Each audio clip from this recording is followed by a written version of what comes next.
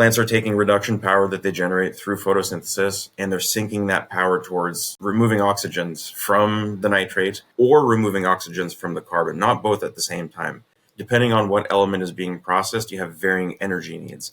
Nitrate is one of the most energy intensive forms of fertilizer for a plant to process. It can take about 25% of all of the energy coming in from the sun in order to process nitrates that only make up about 1 to 3% of the plant's biomass. Maybe 3 to 5% you'll get if you do like a leaf tissue analysis and you're really crop steering the plants hard. But at the end of the day, nobody's growing plants for chlorophyll unless they're growing green tea and matcha in Japan, in which case it is useful. But by and large, there's very few examples of instances where you want to crop steer plants to produce chlorophyll, because that nitrogen sink right there automatically means that there's less reduction power or less energy available for the plants to make carbon-based molecules. Look at it this way too. CO2 in the air has the O2 molecule, right?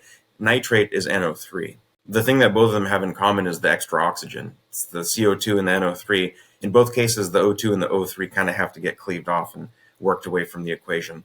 In the case of nitrates, they become amino acids or ammoniacal forms of nitrogen, which is NH4, and then there's this organic acid skeleton typically exported from mitochondria that gets stitched onto it. But the point is basically like the plants are in the business of taking energy from the sun and saying, I need to break the pesky oxygen away from the nitrogen because I don't need the oxygen. I need the nitrogen. That takes an insane amount of power. Same thing with CO2.